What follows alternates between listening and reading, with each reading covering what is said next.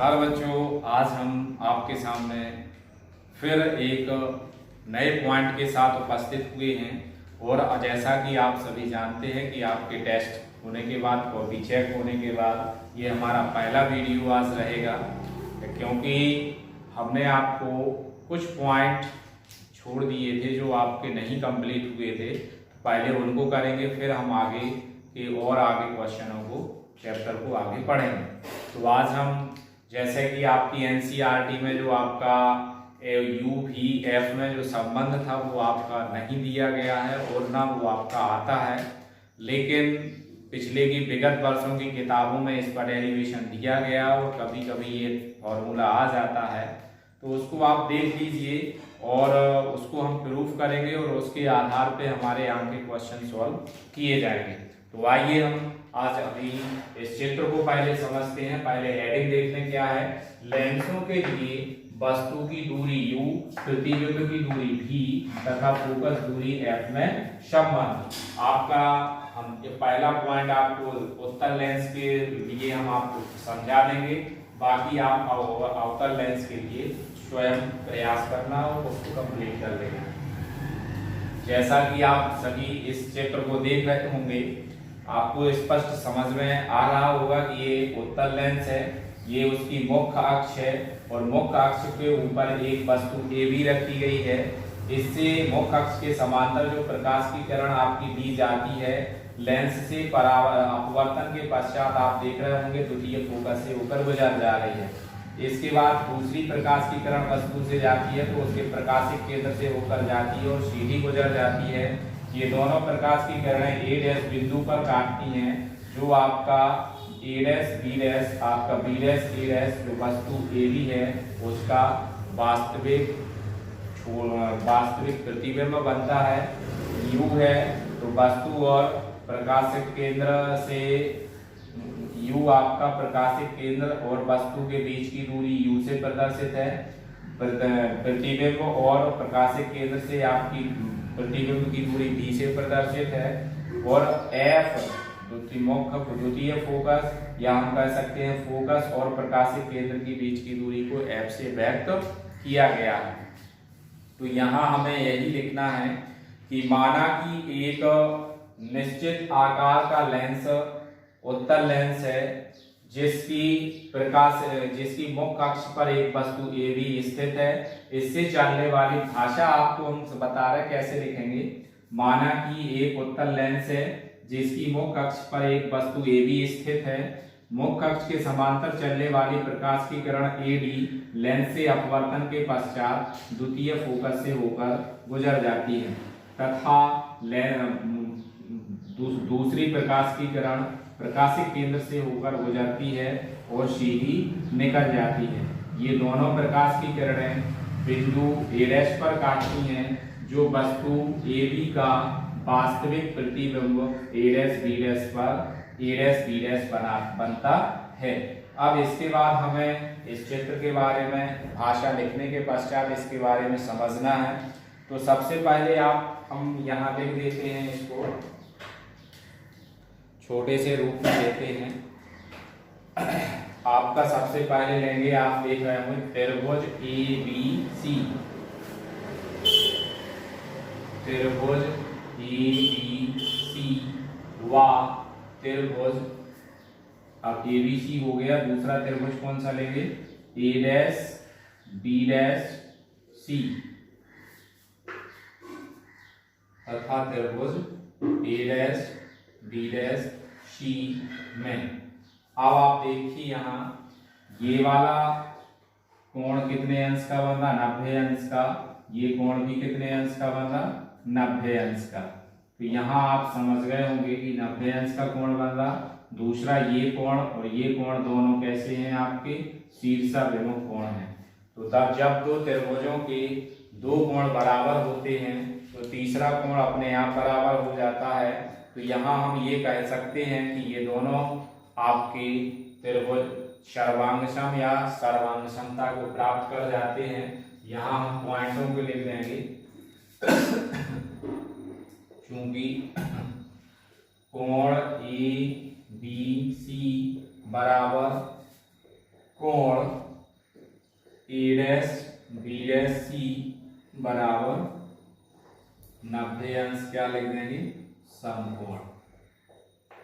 दूसरा पॉइंट क्या आ जाएगा, कोण ए सी बी बराबर कोण ए डैश सी बी डैश बराबर क्या आ जाएगा आपका, शीर्षा विमुख कोण। अब आप ये शीर्षा विमुख कोण दोनों कोण त्रिभुज हो गए हैं, तो हम क्या लिखेंगे, इसलिए त्रिभुज ए बी सी व त्रिभुज ए डैश बी डैश सी समरूप हैं। अतः अब जब दोनों त्रिभुज समरूप हो जाते हैं तो आप सभी समझ जाते हैं कि लंब बटे लंब, आधार बटे आधार। तो आप पहले त्रिभुज में देखिए, लंब आपका क्या है, ए बी। दूसरे त्रिभुज का लंब क्या है, ए डैश बी डैश बराबर पहले का आधार क्या है आपका, बी सी। दूसरे का आधार क्या है आपका, बी डैश सी। समीकरण नंबर 1 इंडिकेट हो जाएगा। अब आगे हम क्या लिख देंगे, इसी प्रकार त्रिभुज। अब आपको ये वाला त्रिभुज लेना है, कौन सा, डी सी एफ टू और a dash B dash f two. त्रिभुज डी सी एफ टू व त्रिभुज इसी प्रकार त्रिभुज d dash B dash f two समरूप हैं। क्योंकि आप देख रहे होंगे ये कोण, ये शीर्षा विमुख कोण हो जाएगा, ये 90 अंश का कोण हो जाएगा, ये 90 अंश का कोण हो जाएगा। तो इसी प्रकार हमने लिख दिया है। अब इसको हम आगे क्या लिखेंगे, लंब क्या है आपका, सी डी अपॉन दूसरे त्रिभुज का लंब क्या है आपका, ए डैश बी डैश, ए डैश बी डैश बराबर इसका आधार क्या है आपका, बी डैश। इसका आधार देखिए आप, बी सी एफ टू और इसका आधार क्या है आपका, एफ टू बी डैश। अब आप यहाँ देखेंगे जो आपका सी बी है वो ए बी के बराबर है। यहाँ हम क्या लिख देंगे, A B upon A dash B dash बराबर में क्या आ जाएगा, C F two upon F two B dash. चूंकि ए बी बराबर क्या है आपका, सी डी। समीकरण नंबर 2 आ जाएगा।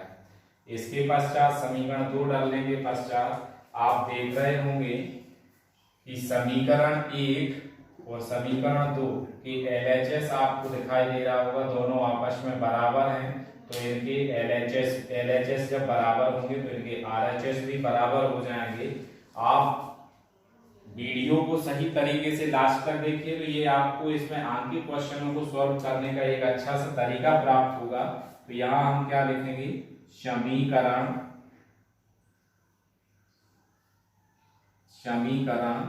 1 व 2 से, समीकरण 1 व 2 से क्या हो जाएगा, LHS इनके बराबर है तो क्या लिख देंगे, b c upon b dash c बराबर c F two upon F two B dash. समीकरण इसको आगे नहीं लिख रहे हैं। अब आप यहाँ देख के जो हमें दूरियां ज्ञात होती हैं उसी को हम आगे बढ़ाते जाते हैं। जैसे आप सभी जानते हैं कि हमारी CV है, CV आपकी U से प्रदर्शित है और जो हमें नहीं ज्ञात होनी उसको हमें फाइंड करना पड़ेगा।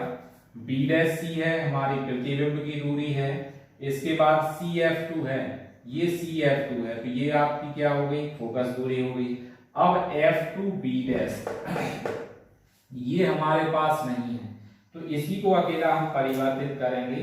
तो लिख देंगे b c upon b dash c बराबर c F two upon F two b को क्या लिख देंगे आप यहाँ देखिए, सब पूरे को क्या लिख देंगे C B minus C F two. अब चूंकि यहाँ पे हम क्या लिख देंगे, चूंकि बी सी बराबर माइनस यू, बी सी बराबर माइनस क्यू क्यों ले रहे हैं, क्योंकि जितनी दूरियां हम प्रकाश की किरण की दिशा में नापेंगे तो वो सभी पॉजिटिव रहेंगी, और जितनी दूरियां हम प्रकाश की किरण की विपरीत दिशा में लेंगे वो सभी नेगेटिव होंगी। तो बी सी बराबर क्या आ गया आपका माइनस यू। अब आपको क्या लेना है बी डैश सी, बी डैश सी ये प्रकाश किरण की दिशा में है, तो बी डैश सी बराबर क्या आ जाएगा, भी पॉजिटिव रहेगा। इसके बाद आपको लेना है सी एफ टू, तो ये भी प्रकाश की किरण की दिशा में है, सी एफ टू बराबर एफ, और इसके पश्चात आपको सी बी डैश, या इसी को हम क्या लिख सकते थे सी बी डैश, या इसी को बी डैश सी कर दीजिए आप, बी डैश सी बराबर भी हो गया, सी एफ टू बराबर एफ हो गया, इनके मान इसमें रख देंगे। तो इसको हम क्या लिख सकते हैं, समीकरण नंबर 3। तो समीकरण 3 में रखने पर, समीकरण 3 में जब आप रखेंगे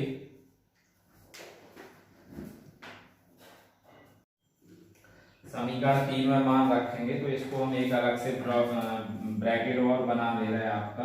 तो यहाँ देखते हैं समीकरण 3 बी सी है, बी सी बराबर आपको क्या लिखना है माइनस यू, बी डैश सी है, तो बी डैश सी के लिए आप सबसे पहले यही आपको ध्यान देना है कि हमें करना क्या है। जो आपका बी डैश सी है, बी डैश सी बराबर आप क्या लिखा है भी बराबर, यहाँ पे अलग से मान करते हैं, बी डैश सी बराबर सी एफ टू है, तो सी एफ टू बराबर हमने क्या लिखा एफ अपॉन में बी डैश सी को हमने क्या लिखा भी माइनस, और इसके बाद आपका क्या लिखा है सी एफ टू, तो सी एफ टू को हमने क्या माना है एफ। अब आप सभी जानते हैं इसको हम क्रॉस मल्टीपल करेंगे, तो क्रॉस मल्टीपल आप सभी को समझ में आता है, माइनस यू का भी से मल्टीपल करेंगे तो माइनस यू भी माइनस माइनस क्या हो जाएगा आपका प्लस यू एफ बराबर, इसका क्रॉस मल्टीपल करेंगे तो क्या हो जाएगा वी एफ। तो यहाँ आप समझ रहे होंगे कि यू भी हम एक तरफ कर देते हैं, तो यहाँ क्या लिखेंगे यू एफ माइनस इसको इस तरफ ले आए तो वी एफ बराबर, यहाँ क्या लिख देंगे आपका, यहाँ क्या लिख जाएगा यू भी का पक्षांतर कर देंगे तो पॉजिटिव हो जाएगा यू भी। अगले स्टेप में क्या लिखेंगे, अब यू भी एफ से भाग देने पर, तो भाग का हम एक और ब्रैकेट यहाँ आपको बना दे रहे ताकि आपको बोर्ड पर सही से दिखाई देता रहे। यहाँ क्या आ जाएगा यू भी किसमें भाग दे रहे हैं आप इसमें, तो माइनस यू भी अपॉन में क्या रहेगा आपका यू भी F minus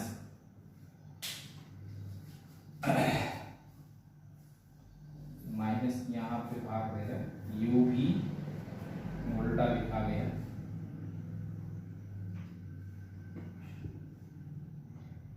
U F upon you भी एफ माइनस भी एफ अपॉन यू भी एफ बराबर यू भी अपॉन यू भी एफ।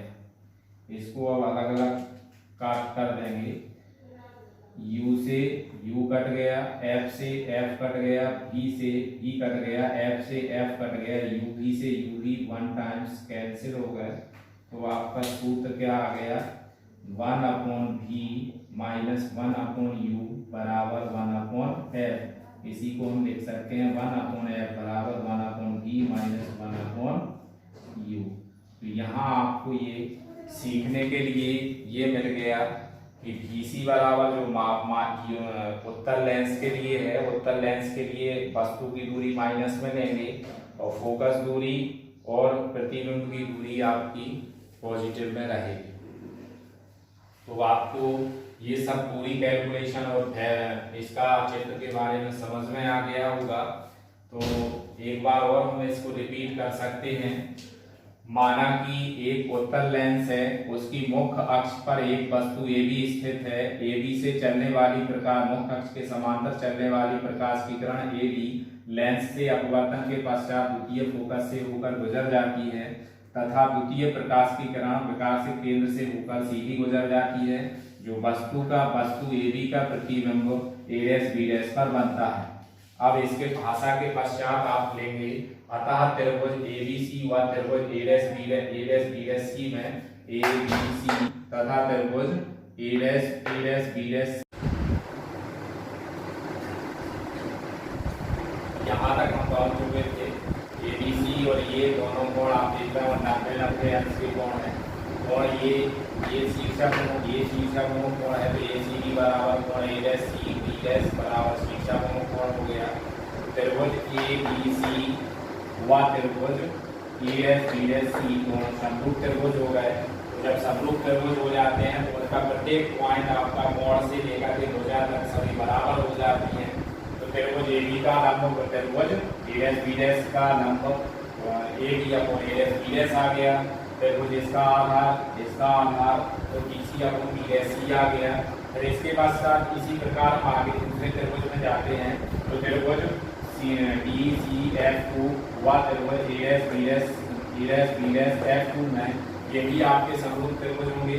तो CD ये लंब बटे में ये लंब, तो ये CD अपॉन A' B' बराबर CF2 अपॉन F2 B' समीकरण आप ये देख रहे होंगे कि CD की जो डिस्टेंस है वो AB के बराबर है। तो CD की जगह पे AB लिखा गया, तो CAB' B' समीकरण नंबर 2 हो गया। समीकरण 1 व 2 आप देख रहे होंगे कि LHS बराबर है तो RHS भी बराबर हो जाएंगे। बाकी कैलकुलेशन आपने सही से कर लेंगे। यहाँ अकेला इतना है कि F2 B' जो है F2 B' इसकी हमारे पास कोई डिस्टेंस ज्ञात नहीं है। तो इसको हम क्या करेंगे, C B' में से इतनी डिस्टेंस को क्या कर देंगे, माइनस कर देंगे, तो ये पूरी डिस्टेंस निकल आएगी। तो B' बराबर F2 B' की जगह पे हम क्या लिख देंगे, BC माइनस CF2। अब देखो BC आपकी वस्तु की दूरी है -u, BC आपकी प्रतिबिंब की दूरी है F की, और CF2 आपकी प्रकाशिक दूरी फोकस दूरी है। तो CF2 बराबर F लिखा गया। ये मान समीकरण 3 में रख देंगे, बाकी आप कैलकुलेट करते रहेंगे। तो मैं आपसे आशा करता हूं कि आप सभी बच्चे इस वीडियो को देख करके अपनी फेयर कॉपी पे इसको नोट करेंगे, और अगर कोई कहीं प्रॉब्लम आती है, क्योंकि इसको यदि आप सही तरीके से समझ जाते हैं तो आगे क्वेश्चन आपको समझ में आ जाएंगे। जैसा कि आप सभी जानते हैं कि फिजिक्स इतना सरल सब्जेक्ट होने के बावजूद भी हमारे बच्चे कहीं ना कहीं पेपर करते, बोर्ड का पेपर सॉल्व करते समय कुछ ना कुछ गलतियां कर जाते हैं, जिसके कारण उनका फिजिक्स का पेपर बिगड़ जाता है। लेकिन जब वही बच्चे क्लास में या कहीं इस फिजिक्स को पढ़ते हैं तो उन्हें अपने आप में बहुत सरल लगता है, और पेपर देते समय उनकी कठिनाइयाँ यही जगह आ जाती हैं कि वो बेसिक रूप में उसको समझते नहीं हैं, बल्कि उसको रटने का प्रयास करते हैं। तो आप कॉपी बनाइए और उसको नोट कीजिए। आज के लिए इतना ही। थैंक यू, धन्यवाद।